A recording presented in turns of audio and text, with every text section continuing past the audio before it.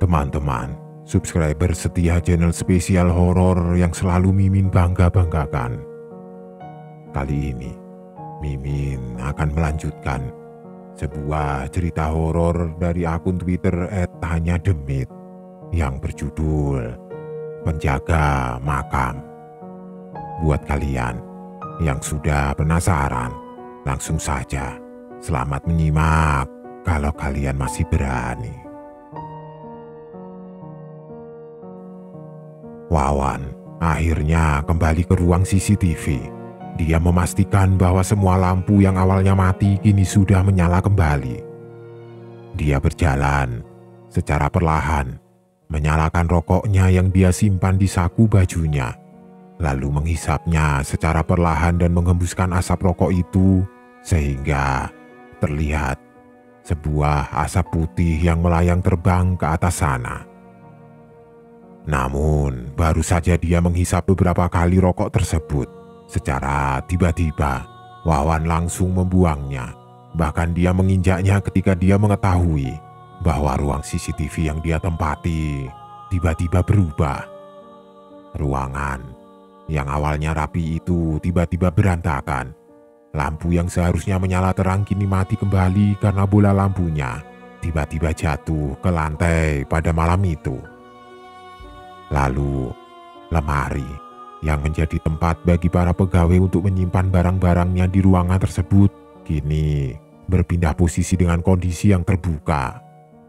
Poster-poster serta aturan dan jadwal hari libur yang menempel di dinding ruangan kini mendadak sobek dan berjatuhan. Hanya layar CCTV yang masih menyala dengan keadaan buram. Layar CCTV itu memperlihatkan salah satu sudut makam di blok B yang kini gelap gulita. Ekspresi Wawan mendadak berubah. Dia seketika heran melihat ruang CCTV yang berantakan. Meskipun rasa takutnya kini mulai muncul secara perlahan, namun dia masih bisa menahannya. Dirinya yang sudah bekerja di pemakaman ini cukup lama, tampaknya terbiasa dengan kejadian aneh ini. Sehingga dia hanya masuk ke dalam sana secara perlahan dan menggerutu atas apa yang dia lihat. Bodoh, siapa yang berani ngacak-acak ruang CCTV?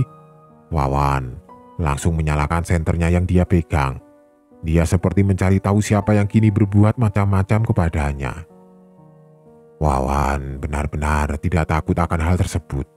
Malah dirinya kini menantang mereka yang tidak terlihat untuk muncul dan bertanggung jawab atas apa yang terjadi di ruang CCTV pada malam itu. Kesini, kalian, bodoh. Aku tidak takut. Kamu itu hanya hantu tanpa tubuh yang bisa menampakkan diri saja ke manusia. Kesini kamu, muncul di hadapanku. Wawan benar-benar marah sekarang. Karena baru kali ini dia merasa bahwa mereka sudah keterlaluan. Bukannya dia tidak pernah diganggu selama bekerja di tempat ini. Namun tampaknya kali ini adalah yang terparah ketika dirinya diganggu sehingga membuat dirinya marah seperti ini. Senter yang dia pegang kini menyorot ke segala sudut di ruangan CCTV. Dia terus-menerus berteriak untuk menantang mereka yang sudah membuat dirinya marah. Di tengah-tengah kemarahan itu, tiba-tiba dia terdiam secara mendadak. Tepatnya ketika dia berbalik dan melihat ke arah pintu ruang CCTV yang terbuka. Dia melihat sesosok bayangan yang tinggi besar. Bahkan saking tingginya bayangan itu sampai menutupi pintu yang terbuka itu. Bayangan itu seketika muncul begitu saja di sana. Dia menatap Wawan yang sedang marah di dalam ruangan CCTV tersebut dengan tatapannya yang kosong. Mungkin dia adalah penyebab dari semua ini. Dia adalah makhluk yang membuat listrik di pemakaman ini padam. Dan makhluk yang mengacak-acak ruang CCTV yang dia tempati. Wawan kembali menahan rasa takutnya. Kemarahannya yang lebih besar dibandingkan dengan rasa takut yang dia rasakan membuat dirinya hanya terdiam dan menatapnya di sana. Bahkan, dia terlihat seperti ingin menantang bayangan tersebut dan berjalan mendekat kepadanya secara perlahan. Namun, tepat ketika dirinya melangkahkan kakinya ke arah bayangan tersebut, tiba-tiba bayangan besar itu berbicara. Mulutnya terbuka secara perlahan di depan Wawan yang sedang mendekat kepadanya. "Tolong, tolong pindahkan aku dari sini. Aku takut gelap. Aku juga takut dia akan Belum sempat dirinya menyelesaikan apa yang dia bicarakan, tiba-tiba ada sesuatu yang mengerikan terjadi kepadanya. Wujudnya yang hitam legam itu tiba-tiba terkelupas. Wajahnya yang tampak menghitam itu tiba-tiba terbelah, sehingga kulitnya terkelupas secara perlahan dan jatuh di hadapan Wawan. Kulit yang menutup tubuhnya yang hitam itu tiba-tiba terbuka secara perlahan, seperti ada sesuatu yang sedang menyayat kulitnya tersebut secara perlahan, sehingga membuat dagingnya terlihat dengan jelas oleh kedua mata Wawan. Wawan bisa melihat dengan jelas bagaimana kulit wajahnya terkelupas dan menyisakan daging berwarna merah dengan serat-seratnya yang berwarna putih, dengan kedua matanya yang kini tampak melotot ke arahnya, karena kelopak matanya menghilang bersamaan dengan kulit di wajahnya. Begitu pula dengan tubuhnya. Makhluk itu seperti hewan ternak yang sedang diambil kulitnya. Wawan melihat tubuh dari makhluk itu terbelah secara perlahan, dengan kulitnya yang terkelupas dan meninggalkan daging busuk yang masih menempel pada tubuhnya. Darah-darah berceceran ketika kulitnya terkelupas. Kulit yang seharusnya menempel pada tubuhnya terlihat ditarik paksa, sehingga urat-uratnya terputus ketika kulit tersebut ditarik. Sebuah pemandangan yang mengerikan kini dilihat oleh Wawan tepat di depan matanya.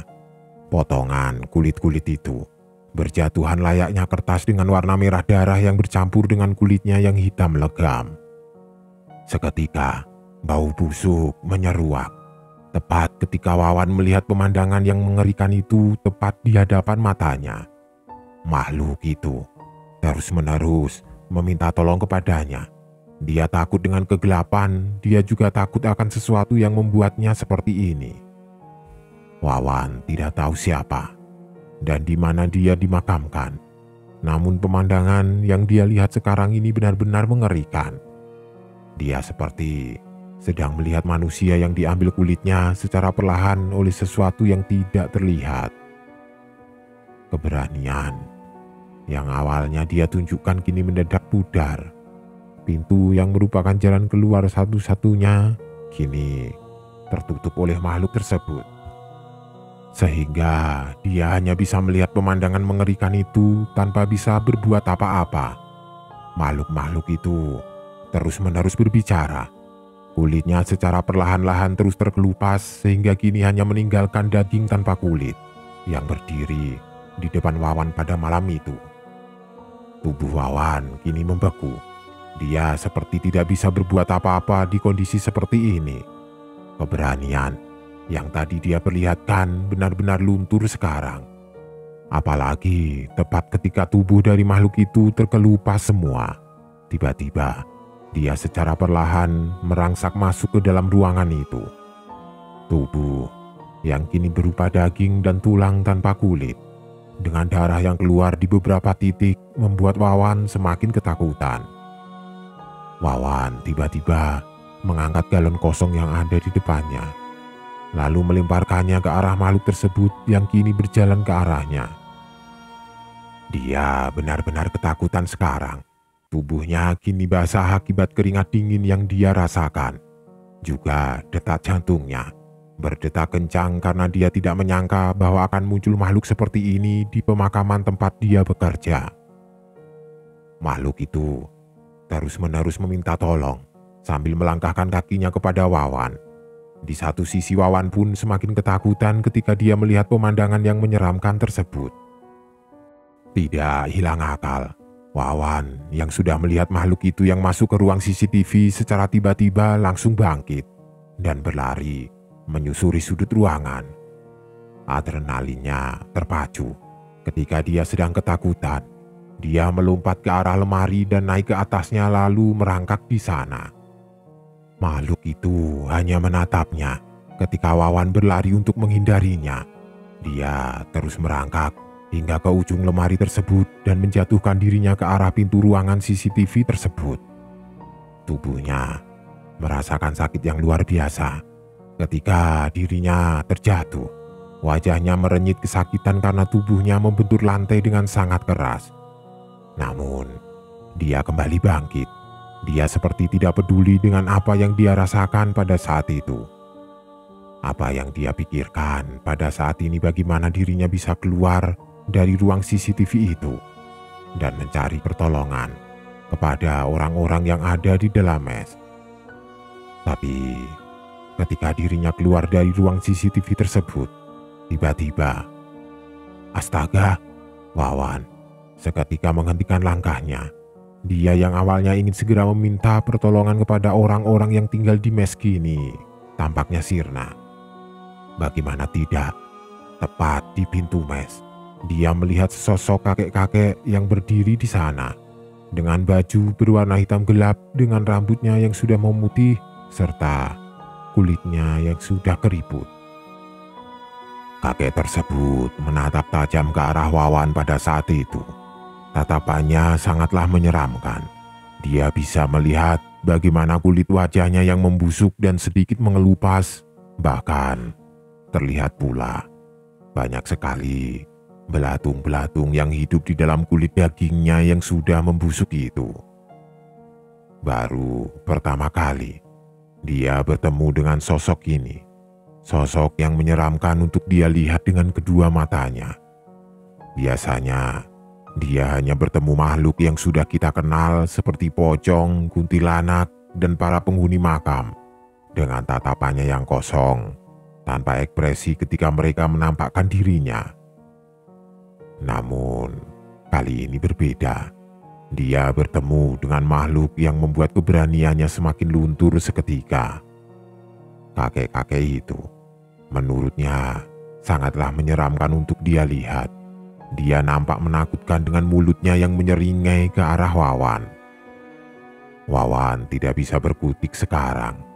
Di dalam ruangan CCTV masih terdapat makhluk tanpa kulit yang berjalan terus mengikutinya untuk meminta tolong untuk segera dipindahkan. Sedangkan ketika sedang berada di luar ruangan, ada kakek-kakek ini yang menatapnya dengan tatapan yang tajam. Kakek tersebut tersenyum kecil ketika Wawan menatapnya dengan wajah yang pucat.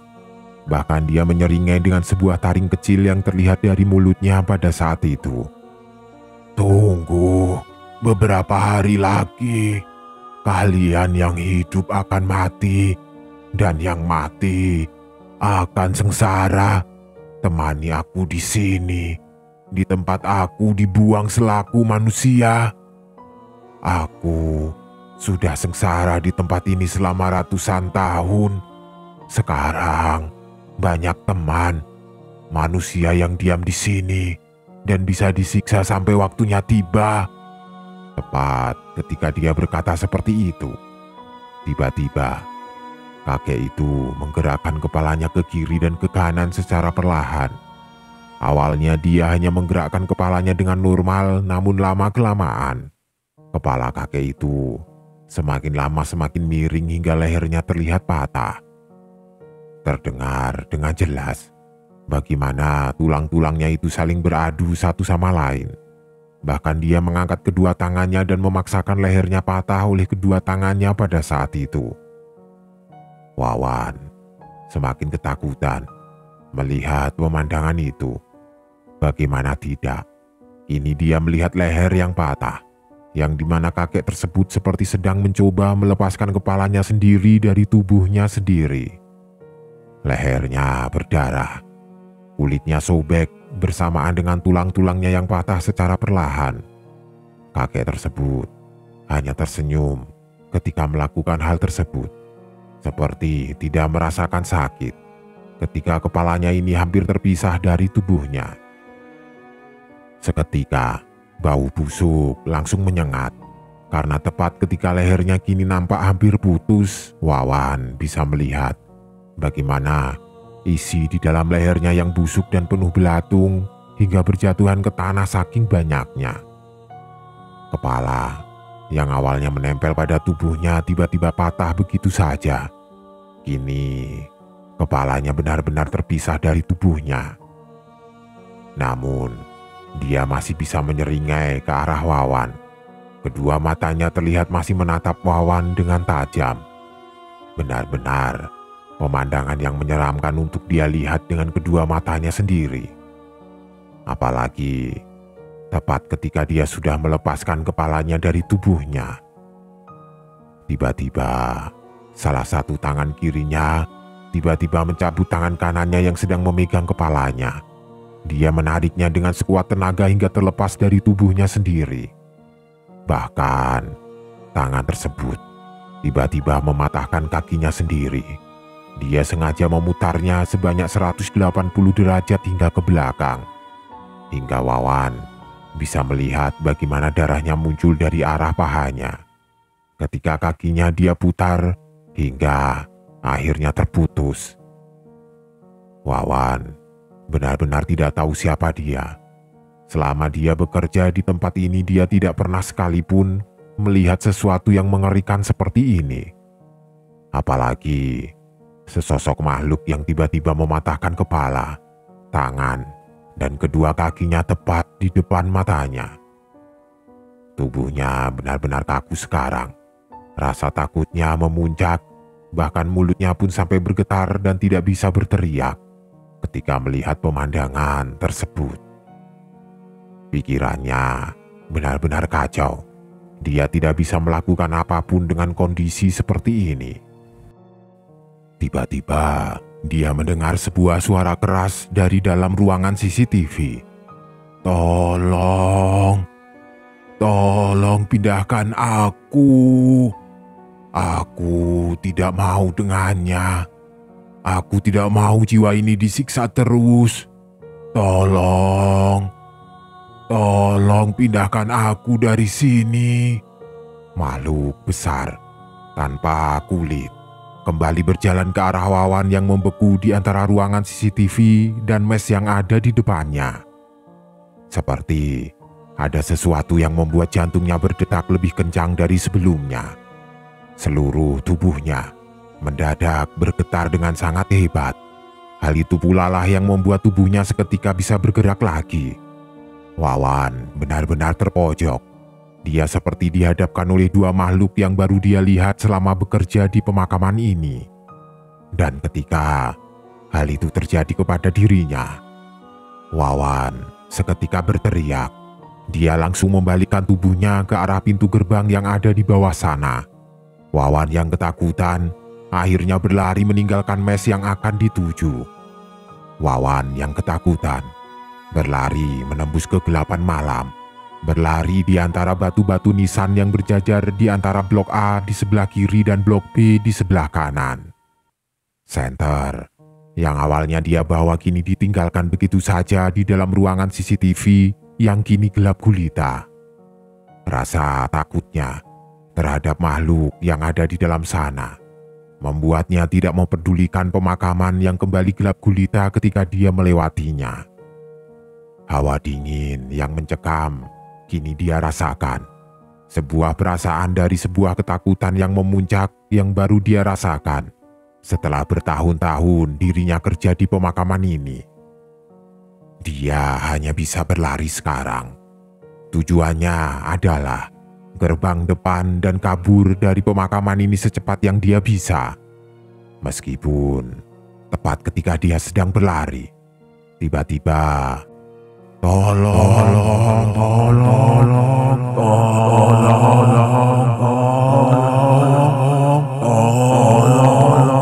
Nampak suara-suara seseorang yang sedang meminta tolong muncul secara perlahan di berbagai tempat.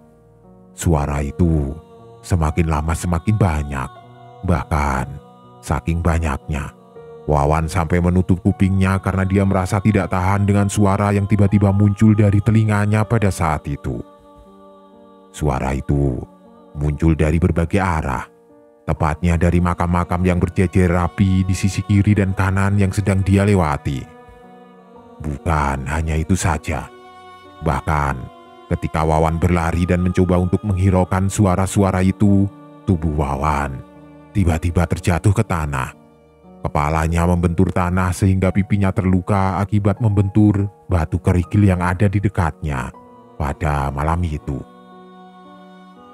Hal itu tentu saja membuat Wawan menjerit kesakitan. Tangannya sedikit terkilir ketika refleks untuk menahan tubuhnya yang ambruk itu. Wawan yang terjatuh di antara batu nisan dan makam-makam yang berisi para mayat di sana bukanlah tanpa sebab. Karena tepat dia sedang berlari meninggalkan mes dan ruang CCTV yang ada di atas sana, kaki Wawan tiba-tiba ada yang menarik. Tepatnya dari arah salah satu batu nisan yang ada di Blok A yang umurnya hampir sama dengan dirinya ketika bekerja di tempat ini. Sontak, hal itu membuat Wawan berbalik untuk mencari tahu siapa yang menariknya hingga dia terjatuh seperti itu. Namun, tepat ketika dia melihat ke arah kakinya, dia melihat sebuah tangan yang kurus, bahkan sebagiannya sudah menjadi tulang belulang. Dia memegang kaki Wawan dengan sangat keras sehingga dia terjatuh.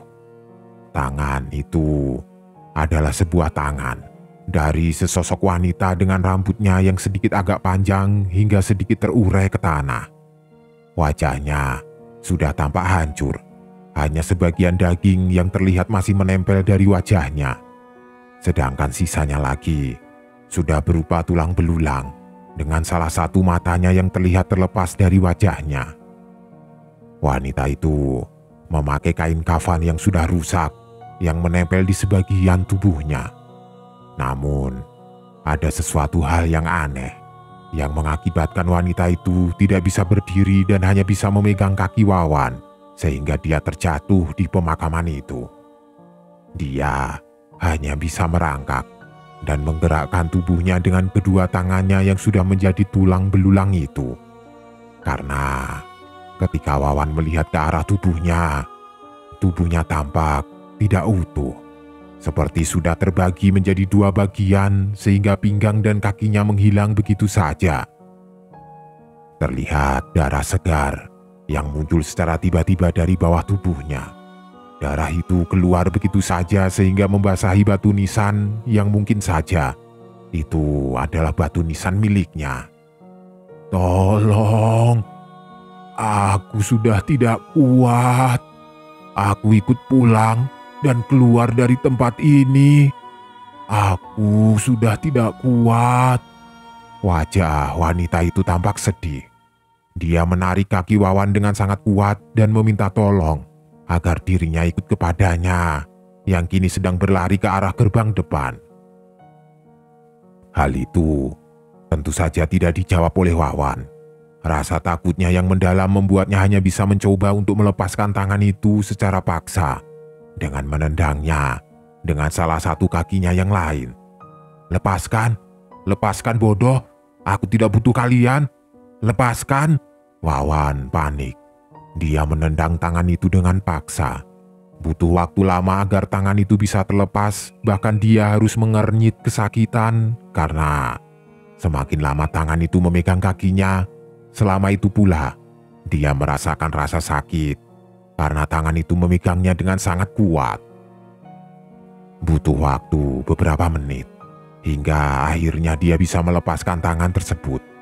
Tubuhnya yang sudah ketakutan setengah mati pun langsung berdiri dengan segera, dan kemudian dia berdiri kembali untuk meninggalkan pemakaman itu. Kali ini dia melihat pemandangan yang mengerikan tepat ketika dirinya berdiri. Karena kini di makam-makam yang kosong itu tiba-tiba dia melihat sesuatu yang berdiri di sana, seperti jiwa-jiwa dari pemilik makam yang dia jaga setiap harinya. Namun, kali ini nampak ada sesuatu yang berbeda di sana. Semua jiwa-jiwa itu tampak tidak normal, tidak seperti tubuhnya yang seharusnya utuh ketika sedang dimakamkan di sana. Bagaimana tidak, Wawan bisa melihat ada salah satu jiwanya yang berdiri dengan tubuhnya miring ke kiri. Tubuhnya seperti patah sehingga tangan dan kepalanya terlihat miring.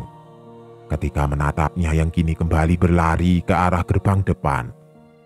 Lalu Wawan juga bisa melihat sesosok jiwa yang terbelah menjadi dua bagian. Salah satu bagiannya tergeletak begitu saja di salah satu makam yang ada di sana. Dan salah satu bagian lainnya terlihat berdiri dan menatapnya dengan tubuhnya yang tinggal daging dan tulang belulang yang sudah membusuk. Selain kedua jiwa itu, banyak sekali jiwa-jiwa yang lain yang menatap dia dari makamnya masing-masing. Tubuhnya seperti disiksa oleh sesuatu sehingga penuh luka, seperti sesosok makhluk yang tersayat kulitnya di dalam ruangan CCTV yang dia lihat. Apalagi semua yang berdiri dan menatap Wawan yang sedang berlari ke arah gerbang, semuanya seperti meminta tolong kepada Wawan agar ikut dengannya yang ingin keluar dari pemakaman ini. Tidak mau, aku tidak mau membawa kalian semua. Wawan terus berlari, meninggalkan jiwa-jiwa itu yang terus-menerus meminta tolong kepadanya. Entah apa yang terjadi dengan jiwa-jiwa tersebut, namun dirinya tiba-tiba teringat atas apa yang aku ceritakan tentang hantu wanita buta tersebut. Mungkin apa yang aku ceritakan adalah sebuah kebenaran, apalagi ketika dia melihat jiwa-jiwa ini yang terus-menerus meminta tolong kepadanya agar mereka bisa ikut keluar dari pemakaman ini. Wawan hanya bisa menggelengkan tubuhnya. Dia mencoba tidak mendengar suara-suara mereka yang menakutkan itu. Butuh waktu beberapa menit hingga akhirnya Wawan bisa sampai ke gerbang depan. Tanpa menunggu lama, dia langsung mengambil kuncinya yang ada di saku kemeja sekuritinya. Lalu, tidak lama, dia memasukkannya ke arah lubang kunci yang ada di sana. Tangannya terlihat gemetar. Beberapa kali dia gagal memasukkan kunci tersebut ke arah lubang kunci gerbang yang ada di tangannya. Antara panik dan kesal, Wawan sampai mengangkat salah satu tangannya yang lain dan memegangnya agar tangannya tidak bergetar ketika sedang memasukkan kunci tersebut saking paniknya. Dia benar-benar ketakutan. Tubuh yang bergetar hebat tidak bisa menyinkronkan diri dengan pikirannya sekarang. Akhirnya, kunci tersebut sudah masuk kepada lubang kunci gerbang setelah beberapa kali gagal. Seketika dia langsung memutarnya dengan terburu-buru. Beberapa kali, dia melihat kunci tersebut macet, namun dia paksa agar gerbang yang besar itu bisa terbuka. Di tengah-tengah kepanikan tersebut, akhirnya dia bisa membuka kunci gerbang tersebut dan hanya tinggal menariknya saja hingga akhirnya gerbang yang besar itu terbuka. Wawan langsung memindahkan tangannya ke arah gerbang dan mendorongnya dengan sekuat tenaga. Meskipun tepat ketika dia mendorongnya, tiba-tiba, "Mau kemana kamu?" Sebuah tangan yang melayang tiba-tiba memegang tangannya. Sontak hal tersebut membuat dirinya kembali kaget atas apa yang dia lihat. Tidak lama, terlihat sebuah kepala yang melayang tanpa tubuh muncul tepat di belakangnya. Dia melayang dan berbicara tepat ke arahnya yang sedang berusaha untuk membuka gerbang pada malam itu. Wawan yang sedang ketakutan seketika langsung mendorong gerbang yang ada di depannya dengan sangat kuat. Dia seperti tidak peduli dengan suara yang muncul dari arah belakang. Rasa takutnya begitu kuat. Yang dia pikirkan saat ini bagaimana caranya dia bisa keluar dari tempat ini dengan segera. Dia membuka gerbang pemakaman itu dengan sangat kuat. Bahkan, dia tidak mempedulikan tangan yang melayang yang kini menahan dirinya agar dia tidak membuka gerbang depan. Wawan bahkan berteriak, mencoba agar bisa menggerakkan tubuhnya agar bisa berlari keluar gerbang yang kini sudah mulai terbuka secara perlahan. Wawan seketika langsung berlari keluar, tepat ketika gerbang itu sudah terbuka sedikit dan tubuhnya bisa masuk ke dalamnya. Tangan yang melayang itu pun dia bawa keluar gerbang. Namun, ketika dia melangkahkan kakinya keluar sana, tiba-tiba tangan itu terjatuh dengan sendirinya dan tergeletak begitu saja di tanah di depan gerbang. Sebelum akhirnya tangan itu menghilang. Sosok kepala melayang Yang awalnya ada di belakang Wawan hanya bisa menatap Wawan yang berlari ke arah jalanan besar. Dia seperti tidak peduli apabila dia harus berlari, menembus pepohonan dan rumpun bambu yang ada di sisi kiri dan kanan jalan pada malam itu. Dia berlari, menembus malam, dan tidak kembali lagi semenjak itu hingga pagi menjelang. Hal itu tentu saja menjadi pertanyaan. Tepatnya ketika aku, Jajang, dan Ari bangun dan melihat sisa-sisa dari apa yang terjadi kepada Wawan semalam. Namun, ketika Ari melihat pemandangan tersebut, tiba-tiba dia berkata, "Aku akan mencari tahu kemana Wawan pergi. Kamu dan Jajang mau tidak mau harus berjaga di pemakaman ini berdua. Aku takut apa yang terjadi kepada si Ijal kemarin malam kini terjadi lagi kepada Wawan, dan itu akan bertambah parah karena kini Wawan menghilang entah kemana." Jadi, ada apa di pemakaman ini dan apa penyebabnya?